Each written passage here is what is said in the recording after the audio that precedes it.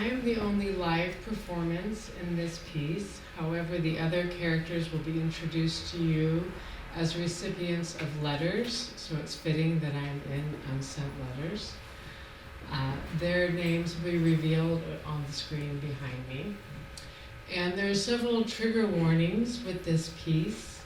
Patriarchy, white privilege, internalized homophobia, and domestic violence. So please do what you need to do to take care of yourself. Thank you.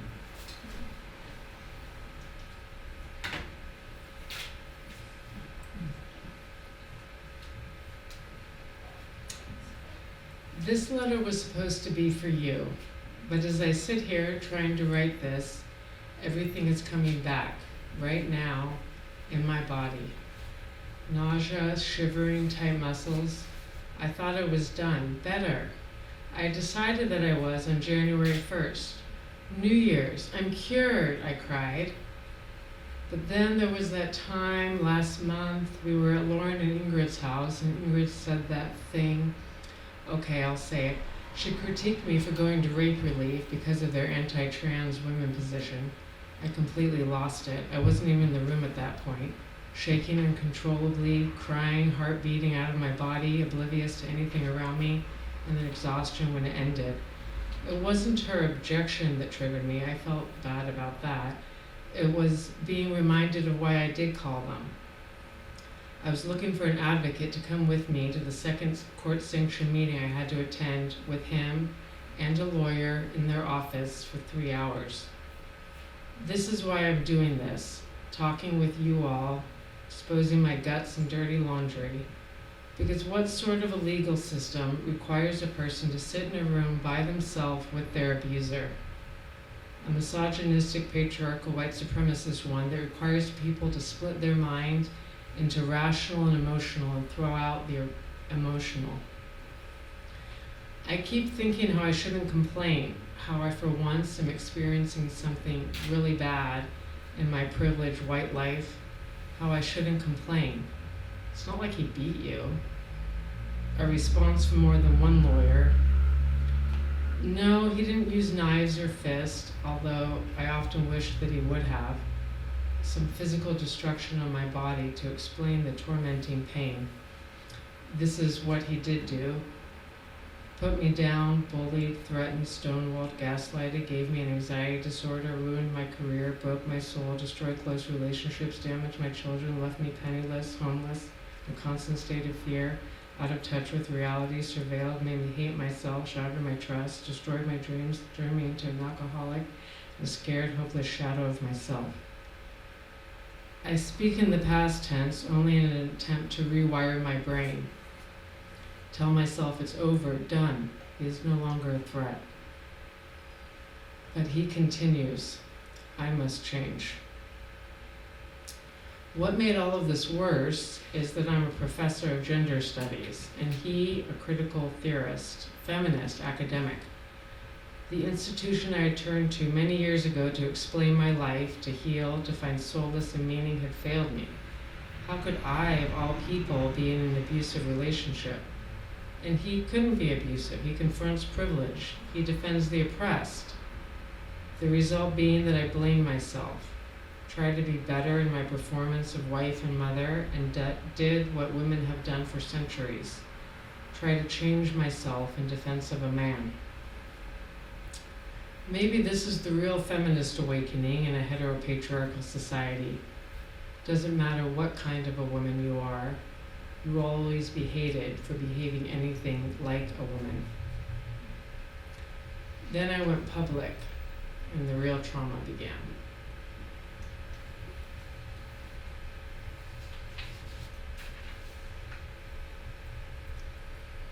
Dear Mandy, I remember the first time I met you. It was at Dr. Blake's house. You were a couple years ahead of me in the same program. I asked you what your research was about. You blurted something out without looking directly at me. You decided you didn't like me from the start. I interpreted it as the treatment I've often received from butch-leaning queer women, suspicion, disgust at the assuming easy passage I have because of my feminine presentation. Really, it's biphobia, but you assumed I was straight. Fast forward 3 years, and you're sitting in my living room working on a project with X. The two of you met through shared academic interests. This time, you were very jovial and nice to me. Amy, your wife, came to pick you up. I had just finished taking my 3rd class with her at UBC. From that point forward, you and X would become good friends. The two of you shared a mutual love of neo-psychedelia and space rock and expensive whiskey. We had you over for dinner, went to your wedding, all of your Christmas parties, birthday dinners, dinner parties. Amy became one of my academic advisors, and you became X's closest friend. September 14th, 2016. I was preparing for a 3rd round interview for a dream job in Portland. They were flying me down in 2 days. X had told me the day before that if I took the job, he was going to divorce me and that I would never see my children again. His treatment had escalated that entire year. I hadn't told anyone about it except for my sister who lives in Portland. I wasn't even calling it abuse yet, so I believed him when he said that he would take my children from me. I was scared, panicked, didn't sleep for 2 days. I didn't know what to do or where to go. Then I thought of you. I called you and described some of what he had done over the past 3 years, and I asked you for help. Maybe you can talk to him, I said. You said that didn't sound like him. If I have a problem with him, I should try talking to him or seek professional help. You said that you and he weren't that close. We just go to music shows together. I don't really know him that well, you said. It is difficult to describe even now how diminishing and damaging your words were. To have a friend, a colleague at least, a self-proclaimed feminist say to my face that she did not believe me when I told her that I was being abused by my husband was horrifyingly devastating. The years of abuse had already destroyed my confidence, you added to that. I was already afraid to call it abuse because he wasn't physically violent. You confirmed that. I already blamed myself for my mistreatment, thought I deserved it. You reinforced that. I thought I was going crazy since I was disoriented, confused, and freaking out. You added to that. I was afraid to tell anyone out of fear that I was destroying my family and for what he would do. You fed that. Your damage towards me didn't end that day. 6 months later, on March 11th, 2017, X had arranged to be out of the house with the children. It was a Saturday. He texted me 3 times to make sure that I was still at home. I was coming out of the shower when I heard a knock at the door. I peeked out the window and saw that it was you. Still in my towel, I opened the door. Hi, Mandy, how are you? You served me with his divorce papers. I saw Amy in the getaway car, motor still running. This was the second trauma-inducing act you committed. The third action occurred 10 months later when you wrote a witness affidavit for our custody trial. You didn't just vouch for him, say what a great dad he is. You demeaned me as a mother. You offered sworn testimony in a federal court of law that could put in jeopardy my ability to protect my own children. All of this was more devastating because of your position in the academy, a professor of gender studies. I see now that your reply that day when I first called you and your reactions following are all about you preserving your sense of self as a good, politically conscious, post-structuralist individual who doesn't believe in essentializing identities. Plus, you had to put any doubt that you may have had about X as an abuser out of your mind by maintaining a relationship with him. But I want you to know that you emotionally harmed another person. You essentially said, I don't believe you because you are a woman.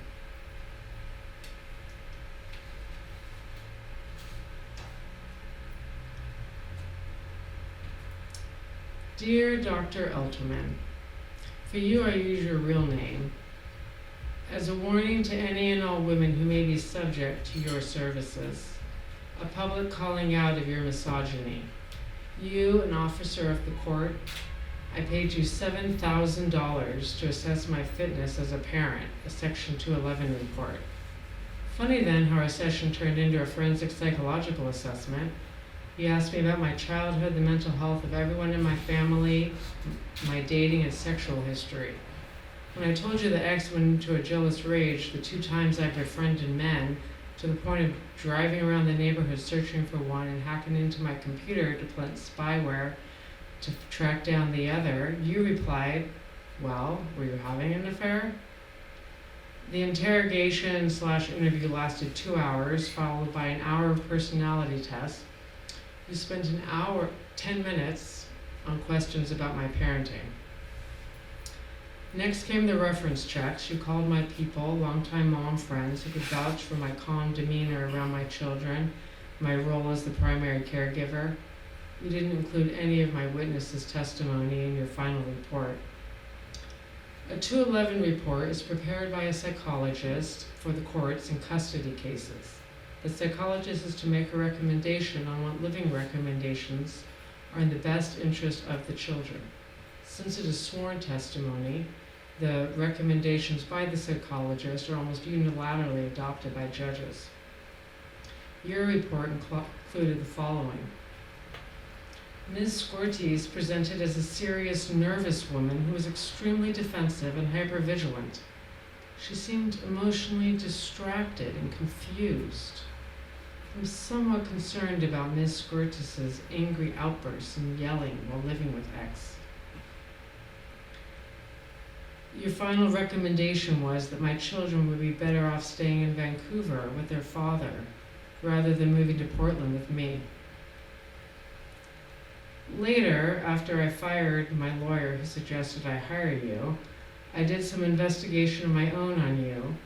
I learned that you're an advocate for the men's rights movement, that there are hundreds of complaints against you, detailing your biased, pompous, conceited arrogance, your many basic factual errors in your reports, your bias towards fathers, your re-traumatizing behavior of disregarding accounts of abuse by women, and not recognizing the manipulative behavior of personality disordered individuals. My lawyer called you as a witness in our trial in an attempt to discredit your inaccurate investigation. You bragged that you had conducted over 5,000 Section 211 reports. That's an average of 150 reports a year, 2 reports per week, costing around $7,000 per report. That's an income of $14,000 per week. In addition to having a full-time clinical practice, fetching another $15,000 to $22,000 per week. That's a gross annual income of $1.2 million a year. You've been running this child custody report mill for over 35 years for family court in the province of British Columbia. There are complaints against you going back to the early 90s. What is most horrifying is that the Family Law Institution of BC is still employing you, allowing you to profit off of parents at the most vulnerable time, allowing you to further perpetuate the myth of the hysterical, unfit mother.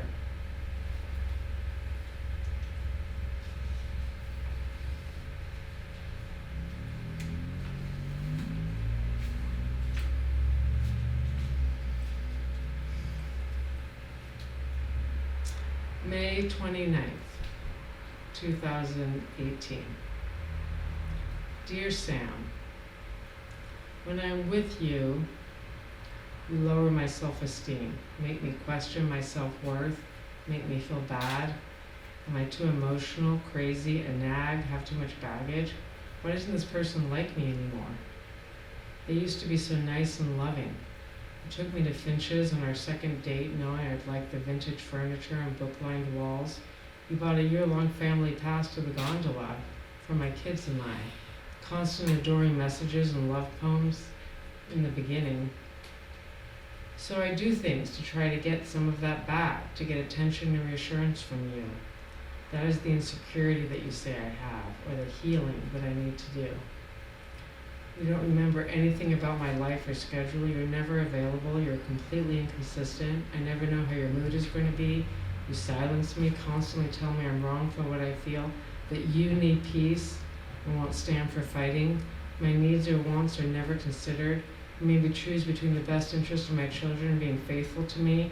You shut down, shut me up, withdraw, and punish me with the silent treatment, withholding affection when I bring up any of my concerns, constantly accommodating your undeveloped emotional vacuum. You treat me like shit. September 10th, 2018. Dear Sam, I thought if I loved you enough I could help you heal, but your pain is too deep, and I can't sacrifice any more of myself to accommodate your needs. You seem to care more about what strangers think of your behavior than what I think of it. You were so worried about what I would have told my family and my friends. You spent a day and a half fixing that girl's bike from work when we were supposed to go away for the weekend. I'm an afterthought, not value taken for granted, at the bottom of your priority list. You tell me your schedule and I can fit myself into the gaps if I want. You leave me hanging in a state of insecurity all of the time. I was never mad at you for any of this. I believed that you were just busy and scared and scarred, but you'd rather lose me than say I'm sorry. I can't stand for that. I am hurt. I've been hurt. I've been stripped naked and raked over the coals so many times. I need kindness and love and a little attention.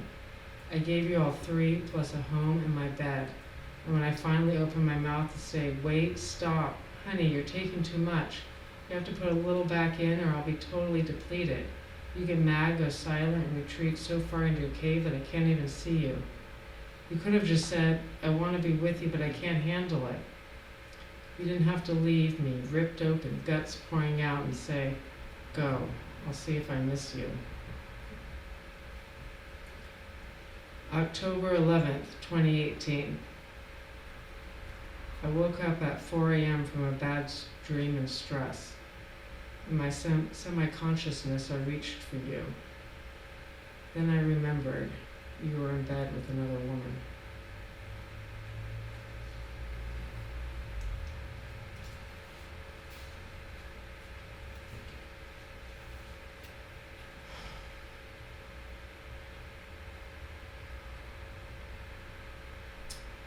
You are enticed by my power.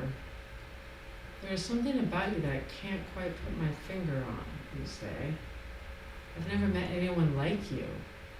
My seeming indifference towards you and passionate desire all at the same time. My erotic energy, you feel it, without me laying a finger on you, without you removing a single piece of my clothing. You want to get near that, siphon it out of me. The raw affective state that you fear within yourself.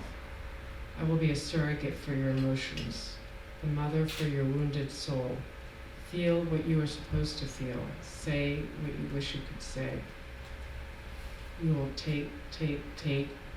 I will be kind and polite and willing to give part of myself to you. It will be in the form of allowing you to do whatever you want to do to me, physically, because I want you to. And it is the only way of getting the feeling back from you. Soon I will have acquiesced to our parasitic connection, me fueling you, you provoking my slutty appeals.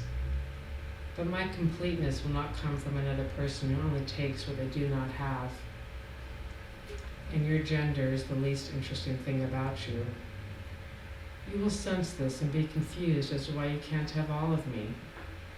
So you then take more, but you don't feel my energy, my desire quite as strongly as before. You, oblivious to what is actually happening, the depletion of my stores from all of the taking, you never refilling, will be disoriented and angry and sad and take it out on me. Retreat, run, hide, shut down, anything but expose yourself to me. And now I want vengeance, reparations. Not to get back at you for leaving me weak, bleeding, empty, but so I can get out my rage. The authentic me, who's always there in the beginning. The real me, that somehow I morph into an acceptably edgy, pseudo-feminist, all-accommodating waif. The real me would not have stood for this, sacrificed her comfort, her needs, her safety, her body, her mind. Why? Why do I always do this? Mistake the seductive feeling of love for a diploma in self-actualization. think that our soul tie will supersede decades of living in a homophobic, woman-hating culture. That if I open myself up to you, find a place that you can call home, that you will come in because it's me. That you will magically discard the manipulative ways you use your sexuality to command attention, women, power. That the very thing that you rely on for survival in a society that rewards only greed and pleasure seeking will be given up because you're with me now, and I will give you what you need. That this is the precise moment when it all ramps up, when the discarding begins. Because you were never taught and didn't bother to learn any other way to be.